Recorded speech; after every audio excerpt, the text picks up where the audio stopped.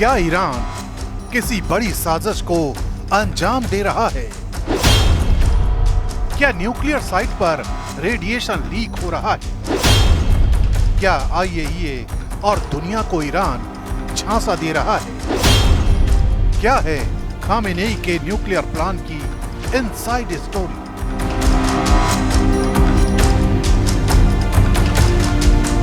अब से कुछ रोज पहले जब अमेरिका और इजराइल ने ईरान के परमाणु संयंत्रों को टारगेट किया, तब दोनों देशों की तरफ से दावा किया गया कि ईरान के परमाणु संयंत्रों को भारी नुकसान पहुंचाया गया।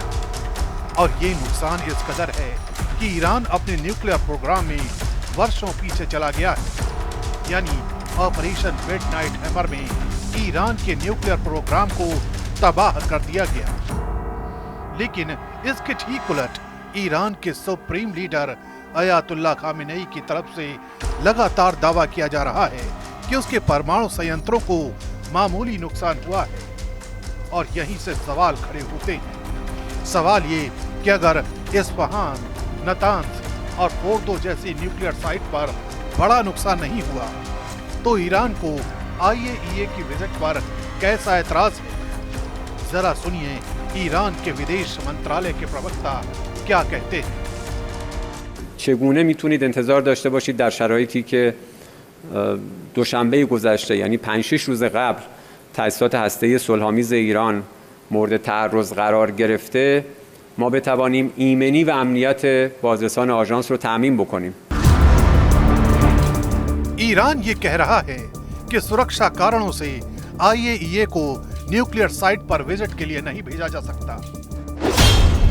यानी इसका एक मतलब ये भी हुआ कि न्यूक्लियर साइट पर रेडिएशन लीक का खतरा है।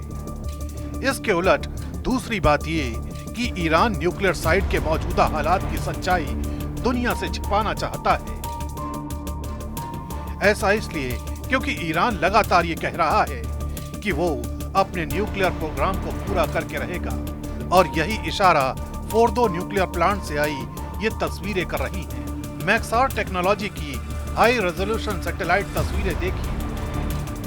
इनमें साइट के उत्तरी हिस्से में खुदाई मशीनें, क्रेन और सुरंग के मुहाने पर कई वाहन और कर्मी देखे जा रहे हैं। टूटा फूटा एक्सेस रोड भी साफ दिख रहा है। यानी मरम्मत और हलचल दोनों जारी है। हालांकि एक्सपर्ट इसे देखकर कह रहे हैं कि ईरान अपने नुकसान का आकलन कर रहा है। ऐसा लग रहा है कि वे किसी ठोस मरम्मत या पुनर्बहाली कार्य के बजाय केवल इस घटना के प्रभाव का मूल्यांकन कर रहे हैं। मुझे ऐसा कोई संकेत नहीं दिख रहा कि वहां कुछ सुधार या बहाली हो रही हो। 22 जून को फोर्दो न्यूक्लियर साइट पर बंकर बस्टर बम से हमला किया गया था। इसी हमले के बाद अमेरिका ने दावा किया था कि ईरान के सबसे बड़े न्यूक्लियर साइट को तबाह कर दिया गया। लेकिन दिन जैसे जैसे बीत रहे हैं, ईरान के महत्वाकांक्षी प्रोजेक्ट को लेकर लगातार कई कहानियां सामने आ रही हैं। आईएईए चीफ राफेल ग्रोसी के मुताबिक फोर्दो, नतांज और इस्फहान साइट्स को गंभीर नुकसान जरूर हुआ है, लेकिन ईरान के पास अभी भी कुछ हद तक यूरेनियम एनरिचमेंट और कन्वर्जन की क्षमता बची हुई है। आईएईए अब तक 400 किलोग्राम हाईली एनरिच्ड यूरेनियम का हिसाब नहीं लगा पाया है। वहीं पेंटागन की शुरुआती रिपोर्ट में कहा गया है कि ज्यादातर अंडरग्राउंड स्ट्रक्चर बरकरार है और साइट पूरी तरह नष्ट नहीं हुई है। अमेरिकी अधिकारियों को शक है कि पहले ही संवेदनशील सामग्री को गुप्त ठिकानों पर शिफ्ट कर दिया गया था, जहां तक अमेरिका की निगरानी भी नहीं पहुंच पाई।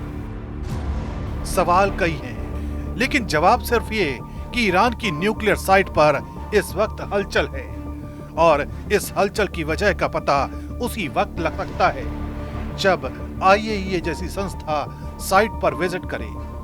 फिलहाल ईरान नहीं चाहता कि वो सच्चाई बाहर आए, जिसे वो छुपाना चाहता है।